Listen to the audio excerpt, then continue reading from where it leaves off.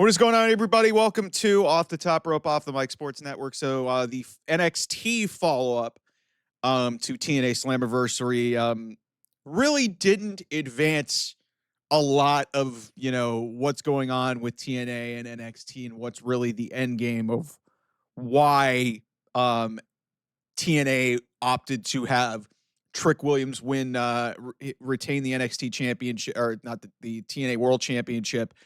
And then obviously having JC Jane winning the Knockouts Championship. The word going around is from Fightful is that Trick Williams was penciled in to win that match early in the week ahead of Slammiversary. So they knew early on this was not a split-second decision.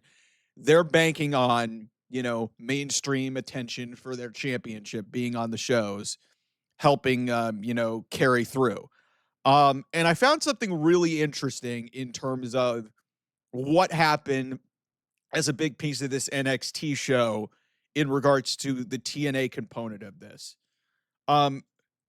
First things first, this has done a world of good for Trick Williams. Trick Williams, I love him. I think he's got an incredible personality.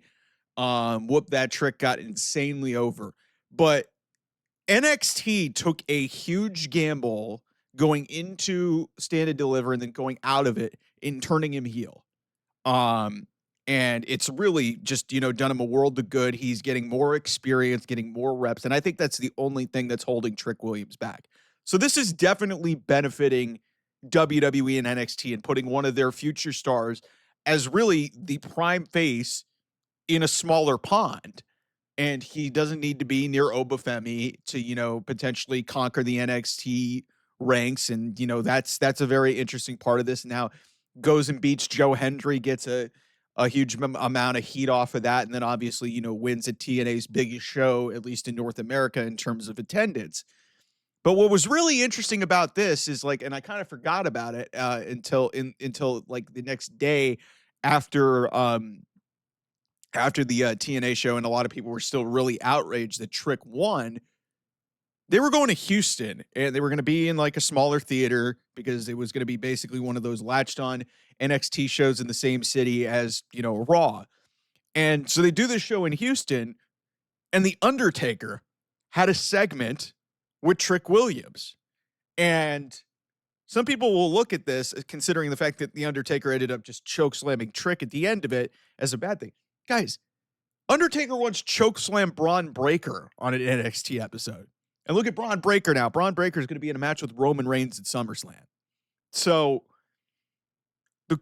this is absolutely doing a lot of good for Trick.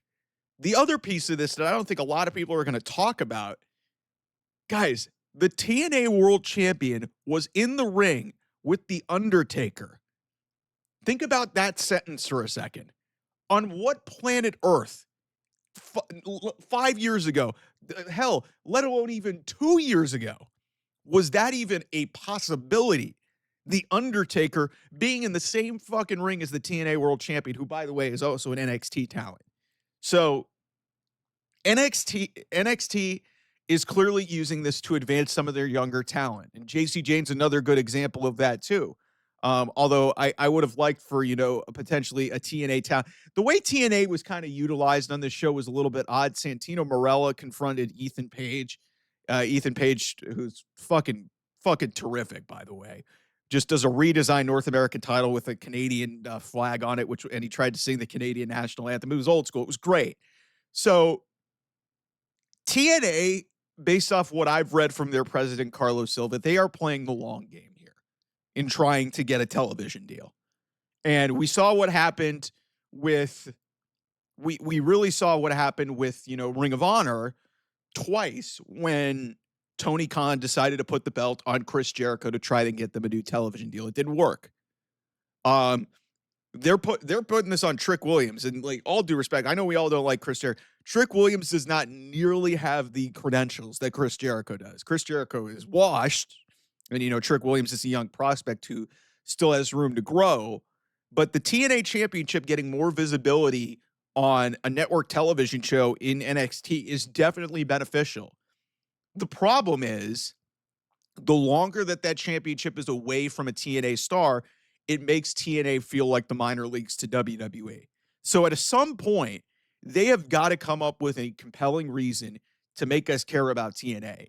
Otherwise, the narrative is going to keep getting filled up that TNA, much like AAA, got bought out by WWE. So we'll see how this plays out, but this is definitely not going to go away for another 3 months. Like, they're going to take this into Bound for Glory. They're taking this at least another 3 months, and we'll see where this goes. But the further I've gotten away from Sunday, the more that I've realized TNA might have a path forward to potentially get to a conclusion that could benefit them in the long run. In the short term, this is a massive risk because both of your world titles are on NXT talents. That being said, Trick Williams is the biggest star in NXT. JC Jane's a little bit more of a gamble, but hey, NXT's women's division, TNA's women's division, crossover, and hey, Indy Hartwell is there. Indy Hartwell is a former WWE prospect. Victoria Crawford, former Alicia Fox. There's a lot of crossover. Laying Lee, who is the former Xia Lee. There's a lot of crossover potential there to make that division interesting, but they've got to figure out a compelling way to make this work. And Santino is going to challenge. The director of Authority is going to challenge Ethan Page for the North American title. That's an interesting way to start this whole, new reign. I thought that Santino was going to come in and maybe start an invasion angle. But it was an interesting pivot to take, but then the more that I thought about it, and then when you actually see the crazy visual and then the back and forth chance with Undertaker and Whoop That Trick, when you see Trick Williams standing there with the TNA titles standing across the way from maybe one of the greatest of all time, greatest character ever. Granted, he's ditched all the pomp and circumstance. Still, it's the Undertaker. It's the Undertaker, for God's sake. In what universe would you see him getting into develop? I mean, I understand it's to promote LFG, but in what universe would that even have been a remote possibility? So what TNA is trying to bank on is, hey, more eyeballs are watching the product on NXT, but you've got to start getting some, adversaries for Trick Williams within, and get more TNA people to cross the line to NXT, because at some point you're going to have to figure out an exit strategy, because as some people have pointed out in the chat in a couple of my videos, the exit strategy may not be Mike Santana. And maybe that's the reason why they didn't give him the title. Because they're convinced that he's going to WWE at the end of this. Because at the end of the year, Mike Santana is a free agent. And Mike Santana's built up a ton of great goodwill that he could very easily be another one, much like Joe Hendry, to go over to WWE. We don't know what the truth of this is, but TNA is very clearly playing the long game with this partnership. And it's much different from last year, where, Joe Hendry got a lot of buzz, off of, showing up, making a couple of NXT appearances to ultimately, winning the championship at the start of this year. And then he had the big year. This is different because that was when, WWE and TNA was a loose partnership. Now this is officially announced by both companies. So I'm not saying that you guys need to trust Carlos Silva and trust the people running TNA, that they know what they're doing. But after 1 week, I don't really have a good read on where this is going. But one thing that is for very sure is we got something that we never thought we would ever see, let alone, listen, 2 years ago, a TNA champion being in the ring on a WWE show across the way from the Undertaker is just bananas. And I think this is absolutely benefiting Trick Williams. So for WWE's benefit, it's working. I'm waiting to see what's going on with TNA. It's an interesting way to go, but you're asking for a lot. So we'll see what goes on later in the week on TNA, see how they respond to that, and see how things go, because that's going to be the real first pivot point to see where things are with this partnership. Anyway, thanks so much for watching. I'll see you guys soon. Bye-bye.